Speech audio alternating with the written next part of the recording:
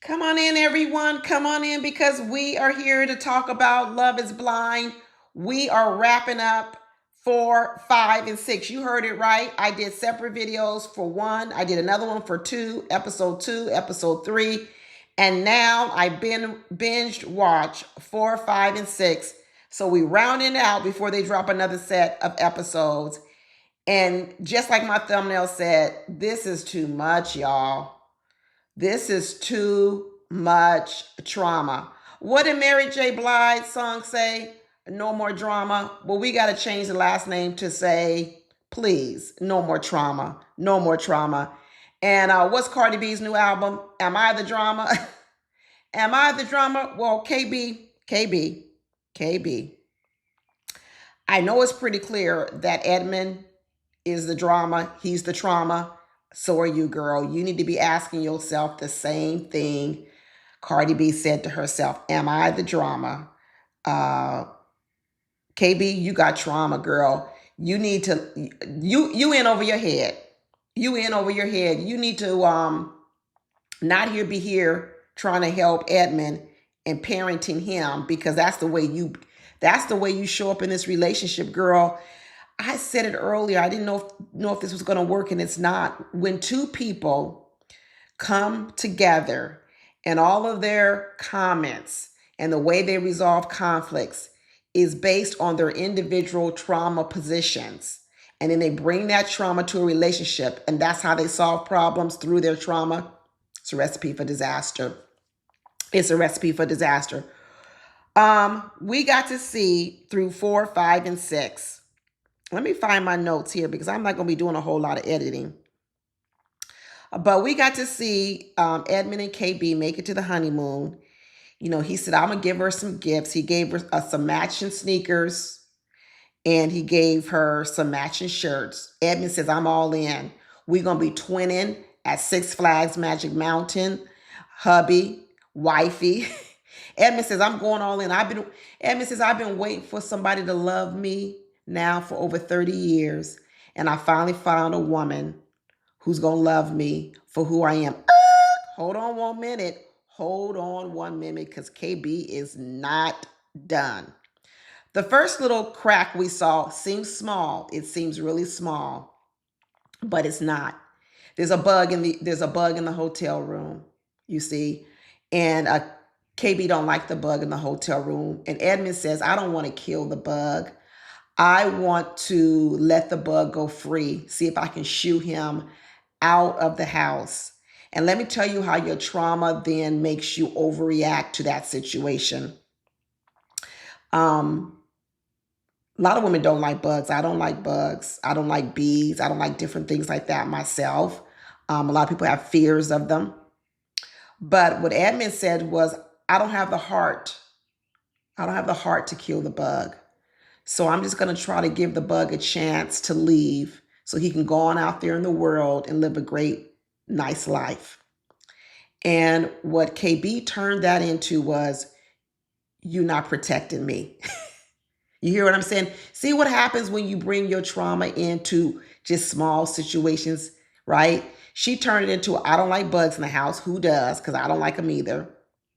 And I've been in this same situation. My husband, same thing. Hey, baby, there's a spider in the house. Can you kill the spider? Me, I take a shoe over there and kill that thing because I don't want it crawling no more.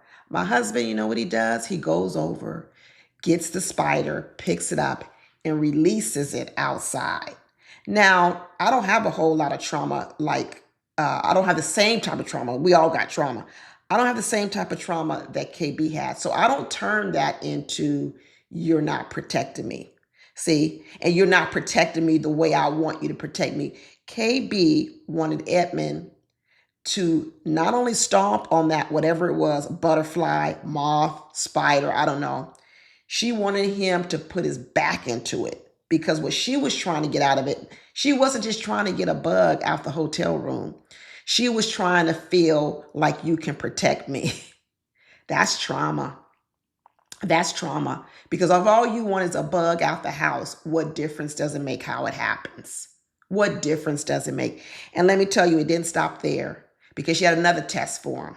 The other test was, what if we out and a big old buff guy grabs my arm? You know, I don't know. I'm not psychic or nothing, but I'm gonna tell you, there was so many moments in 4, 5, and 6 where I said, dang, I predicted this stuff. Wait, I hope y'all stick with my whole video, because remember I kept saying about the LGBTQAIA when it came to Nick? Even his own mama asked him, was he gay? I'm telling you, I got so much stuff. Remember I told you Joe was not attracted to Madison? That ends up being true too. Oh, so much, so much, so much. You would have thought I listened to head on these shows. I didn't. I promise y'all I did not listen. But anyway, here we are once again, another one of my predictions where KB was going to equate buffness, the physical strength of a man based on whether she could be protected. I don't know what happened to KB, but obviously somewhere along the line, she wasn't protected. Obviously somewhere along the way, she was violated. And what she has come to believe is that she wouldn't have been violated if her daddy would have been around. Somewhere along the way, that's what she's coming up with. So now she's coming up with another scenario. First, we had the bug scenario. Now we up here talking about some big buff guy. It couldn't just be any guy. Her trauma had to create one of the most, I don't know, the biggest situation that could be. That's what her trauma had to forge it up. The worst case scenario, a big old buff guy grabs my arm, right? What's he grabbing your arm for? To say hi, to flirt with you, to ask you your name, to grab your arm because you dropped something. He won't let you know you dropped something. I don't know, KB. What can I think about it? No. She says, what you gonna do? What do you mean what I'm gonna do? I'm gonna assess the situation. I don't know why he grabbed your arm. What's gonna happen? No, all KB wanted to hear was that you gonna put your fist in his face. That's really what she wanted to hear. She said, well, you're not gonna say nothing to him. She kept pressing this man and pressing this man. And Evan says, I'm not gonna cause a confrontation. I'm not confrontational. And I keep telling you that KB says she wants an alpha male. She wants a man that's gonna protect her physically, which means she wants a man that's not afraid of confrontation. But I keep telling you over and over again, that's not really who she needs, because honestly, what I'm getting the idea with KB right now, she's a bit confrontational. This idea about challenging people when you don't need to challenge them tells me you're willing to push up on people's buttons and boundaries. When a person tells you something and you don't stop and you keep going to say as if they're wrong and you're right, that means you like to challenge people. She told us later on she likes competition. Yep, that's just what you're doing to your man. You want to be right. You want to be a teacher. He just said, I don't believe in confrontation. We're just going to walk away. She said, what? We just going to walk away? Yeah, we just going to walk away. And even if he says something like, hey man, don't touch my wife like that. What KB really wanted to hear, that this man will be willing to fight for her, die for her, get stabbed, get shot, get socked in the face, get his teeth knocked out, get a black eye, all so she could feel protected. This is immature. This is a child's response to a current life situation. Right? And it's the same thing that's going on with Edmund. We already know Edmund got trauma. We know Edmund has trauma. A lot of what he's living out is his childhood fears, and so is KB. And the two of their fears are conflicting. You know, a lot of ways you see KB correcting Edmund when he was talking and he's telling her, phrase it differently, say this differently, do this differently. Girl, you're not his therapist. You're not even qualified to be his therapist. You need to go off and get your own therapy. He needs to get his own therapy. And then maybe later on, you guys can enter the dating world, but you shouldn't be dating each other. You two trigger each other. This was just hard to watch. Like I said, please, no more trauma. And are you the trauma? Yes. The answer is yes to both of you guys. You both are the trauma. And let me tell you something. That last scene that we had to watch. Well, before I get to the last scene, we want to talk about the whole sex conversation, right? KB decides she's waiting to the wedding night. And even though she finds out everybody else has had sex, he finds out everyone else has had sex. He's feeling some kind of way about it. But let me tell you, KB made it all wrong. Edmund over here sucking toes, giving foot massages, pumping her up, making her believe she's the most beautiful thing in the world. And he's like, I want to get lucky. I need to have intimacy, because remember, he needs to be loved. He needs to be held. He needs to feel everything that he didn't feel. And what KB is looking for is a big buff guy to protect her. So they're actually starting to go apart, because KB is starting to feel like he's not going to protect her when someone comes up and accosts her, which is, does that happen in your life every day? You know what I'm saying? Does that happen in your life every day? You walking down the street and people just grab your booty. Really, KB? This is what we talking about on our honeymoon? And right now, Edmund is not feeling as if he is very, very, she's not in it like he's in it. And when they had this little conversation in the bedroom, it went left. It went real left, because both of them were making a point, and both of their points were valid points. KB's point was, I want to wait to have sex before marriage, because I want to know that this is real. And Edmund's point was, you just sat here and told me you had sex with random men, one night stands, and they didn't give a damn about you. You didn't give a damn about me. And you gave to those men the very thing that I cherish the most. So let me get this right, KB. The very thing that you have that's very valuable to a man, you gave it to random men. And now you're sitting here in front of me, the man who's giving you a ring, proposed to you, wants to marry you. And what you say is, no, I'll give it to them, but I'm not going to give it to you. And so what Edmund feels is, wow, here I am again, living my childhood trauma, which is rejection, which is I'm not good enough for you to love, which means you can love other people, but you can't love me. He is triggered. And when he starts saying, I'm too doggone nice, I'm too nice, that's what people say.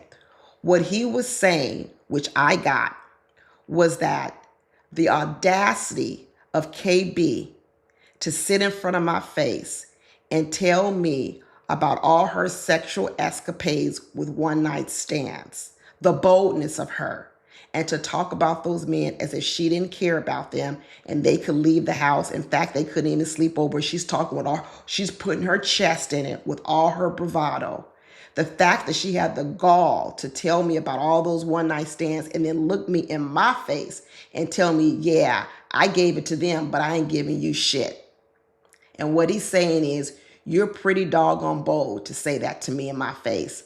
I'm too nice for you to believe that you could treat me like this, right? If she would have just stuck with, I want to wait to have sex before marriage, that's where she should have stuck with. But she took it too far. She now made a differentiation between Edmund and the men she has had sex with loosely. And what he heard was, wow, I'm over here giving you everything, giving you my all, but I'm the sucker. I'm the one you use. I'm the one you use and abuse, but you're going to give what I want, which is your loving, to a whole nother person. Triggered. And let me tell you, KB had a whole lot of contradictions. I guess she thinks she's some type of, she a social worker, but she tripped herself up in this argument. She really did, because she started talking about, well, I guess sex is more sacred to you than it is for me. Well, then why are you waiting for 9 months? You know why? Because it's not about the sacredness of the sex. It's about her now not feeling protected, and about her also having a bit of control in this relationship. Oh, KB, you're contradicting yourself. Because what she just said also was she's not as affectionate. Ooh, you're not, KB? You're not as affectionate? Sorry, that's me. That's who I am. Well, that's not how you was coming off in these pods. You was over here giving all the sweet words to Edmund, talking about how you was going to love on him and you was going to love him so right and do all these other kind of things. And then all of a sudden now you talking about how you not affectionate. You kick him in. You can sleep with men and kick him out your bed the next day. Ooh, Edmund is triggered. Edmund is what he is saying is, I've been duped. I've been duped. And he has been. He has absolutely been duped by KB. I'm sorry to say it. I know a lot of people not going to agree with it because they're going to look at Edmund and all his trauma. He absolutely has a whole lot of trauma. He does. He needs help. And these two should not be together. But I'm going to tell you what. KB wants to know why she is where she is, probably in her dating life, because she shows up the way that she shows up in a relationship. That's why she wants an alpha male, because she wants a man who can deal with her, deal with this personality that she's displaying, all this harshness, all this, she really is just trying to protect herself. And she wants a man who's going to be able to hold up to that.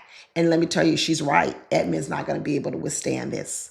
Because the way that KB was speaking, honestly, a lot of people would have a problem with it, let alone a person with the type of trauma that Edmund has. It was hard to watch. It was really hard to watch. You know what else was hard to watch? It was hard to watch a woman, Megan, on a show called Love is Blind, and she's going blind. She's tripping and she's falling. Megan should have never been on this show. I'm sorry to say it. She should have never been on this show. And so there's a part of me that what's going on with her and Joe, because Joe don't like her. Joe don't like her, and Joe got sloppy drunk at that pool party. And Megan, she don't see nothing. She don't see the fact that Joe is not attracted to her. She couldn't even see that Joe was drunk. She's over here. What's wrong? What's wrong? Girl, you ain't never seen a drunk person. There's so many puns we could make on the fact that Megan has an eyesight problem and this is Love is Blind and she can't even see things right in front of her. And I'm not talking about steps. I'm talking about Joe. She just does not get it. To watch this meltdown is crazy. It's crazy. But you know what? I don't feel any sort of, I don't know. I don't feel sorry for either one of them, honestly. I really don't, because I feel like they both got what they asked for, and neither one of them should have been here. Joe shouldn't have been here. I told you before, he's not ready for marriage. He's immature. His behavior is his behavior is horrible. So I don't really have much to say about them. I could care less about them. I could care less about their whole thing falling apart. Anton and Allie is looking shaky. Same thing, looking shaky. So remember I said we got the frog and the princess and that they are not balanced in the looks category, and that Allie has a lot of power based on her looks. And what I was wondering was, what was she going to do with that power? Because she has it over Anton in terms of looks. And I said, well, how is she going to use that power? And now what we see coming out is the way that Allie is going to want to use her power is to get Anton to spoil her and do whatever she wants him to do. That's what she's going for. Spoil me. Give me a better ring, 10K. He ain't nothing but a logistics coordinator. He don't make that kind of money to be buying, no $10,000 ring. And it sounds like more is coming. More is coming. So the way Allie is going to use her power in the relationship is to extract things from Anton that he probably can't afford. And what she's going to want him to do is to be her beck and call. I was wondering why this was playing out the way it is. And now I see. Now I see, Allie, what your game plan is. We'll see. I don't think Anton is Russian. And he may play along with it for a little while, but I don't know. I don't see this going all the distance either. I really don't see this going the distance. And then we got Lion Nick and Annie. And we saw the previews coming up. It's going to fall apart, which I knew it was because Nick is a liar. Nick is a big, big liar. And what was so interesting about Nick was that, you know, he went in this last date before they actually, he proposed and got married, and said that even his mama thought he was gay. And he asked Annie, what would you do if one of our children were gay? That's because he is. He is. Yeah, he is. I'm pretty doggone convinced of it, even if he's not convinced of it himself, because these questions are not in place. And he's this sort of devout Christian is what he's talking about. I'm just getting all kind of vibes about them, y'all. I really am. I really am getting a whole lot of vibes about them. And then I'm going to flip over here and talk a little bit about this other horrible woman who is a Casey with Patrick. Horrible, horrible, horrible, horrible. Okay. And the type of gaslighting that she's doing when she was kissing all over Patrick at the reveal. And then the next day, she's like, I can't do this. I got to go home. And then she doesn't even tell him the truth. Poor Patrick. He's so naive. He's talking about, oh, that's okay. You don't want to go to Baja. We can just go on back to Denver. She's like, no, no, no, no, no, no, no. He still ain't getting it. He's like, okay, you don't want to go back to Denver? Well, what are you talking? We could, I can come see you over here. No, she don't want to see you ever, ever. And then not only does she not tell him, she actually confuses him even more by kissing all over him, straddling him, jumping on him. Casey is a walking red flag. And it's so interesting. The more that Casey started talking about her ex-boyfriend, you start to realize the only reason she came on this show was to make her ex-boyfriend jealous. She came on this show to make her ex-boyfriend jealous. And just like she said before the reveal, what a comeback. What a comeback this is going to be. A comeback from what, Casey? Obviously, your boyfriend treated you like trash. And what you want him to do is to pay for it. So you came on Love is Blind to marry some man. So that way it could make him jealous. But then when you saw Patrick, you realize Patrick ain't going to make your boyfriend jealous because all he going to do is laugh at you. That's what your ex-boyfriend going to do, laugh at you. And now you sitting over here dumping Patrick, naive Patrick. This was so fake for Casey. I don't like her one bit. She's a horrible person.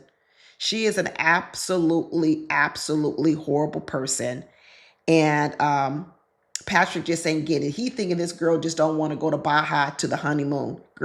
Patrick, she don't want you at all. One bit. Not at all. And then we got to talk about Mike and Megan. I'm so sick of Megan too. I'm so sick of Megan. So I kept saying, Megan had a choice. She had a choice between going with the guy who was the life she wants, which is to live this rich life and go off to Lake Como. But what she didn't like about Mike was that he was too much of the same person. She walked around talking about she used to date a billionaire, darn near billionaire. But then she also dated a younger broke guy. But that was the guy she had more fun with because the billionaire didn't have enough time for her because he was always working. Yeah, because he's a billionaire. This is the dilemma with women. What do you want?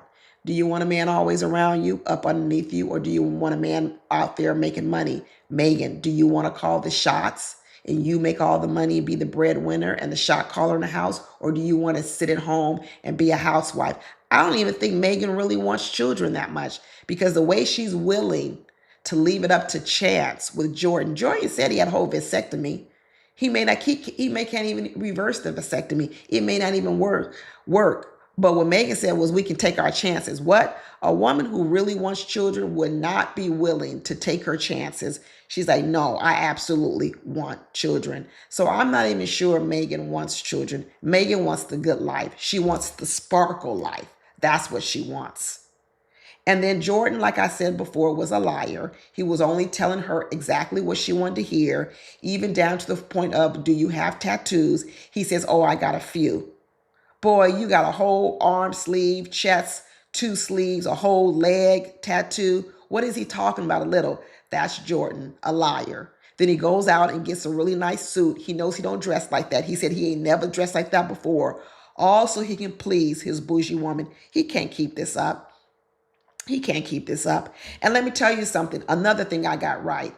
I got right that Mike's ego was going to show up when Megan was sitting over here waffling between the two. And what did Mike What did Mike do to her in the pods? He negotiated hard with her. He made her pick. He said, I'm going to walk away from you because you need to make the right thing. He was playing hardball and he lost. But I predicted he was going to play hardball. It's almost like a car salesman saying, if you don't buy this car right now, when you come back, it's going to be sold. And it tries to push you in a direction that you're not sure you want to go in, but they create the environment of scarcity. And Mike played that card on Megan. But you know what? Megan is very strong-minded. She's very strong-willed. This is another reason why she and Mike probably would clash, because Megan is not a weak-minded person. She's not. And she didn't fall for Mike's trips. In fact, Mike's trick backfired on him. And he's talking about he ain't never lost. And the fact that he lost to a Jordan, but you know what? He gonna get his sweet revenge. We see it coming up in the previews. He gonna be laughing in Megan's face over the fact that she chose Jordan. She gonna laugh in his face. And do I think that Mike will want Megan after he hears about what happened with Jordan and he meets Megan in person? My answer is going to be, at first glance, no, because Mike ain't going to want to be second choice. And honestly, I'm not sure Mike was going to like her all that physically. I don't know. We're going to have to see. And I also predicted something. I said that if she would have gotten with Mike, he probably would have been the type of guy that asked her for breast implants. And we come to find out that Megan said she used to have them because those are the type of guys she went out with. And she said, but I kept the booty. So not only did she have butt implants, she had breast implants. She got rid of the breast implants, but she kept the booty. Listen, this whole season so far is a hot, hot mess. Did I miss anything? What else did I miss? I'm trying to look at my notes to see. I probably missed a whole lot, but I'm not going to keep going. I'll just catch y'all on episode 7. Anyway, talk to y'all later. Bye.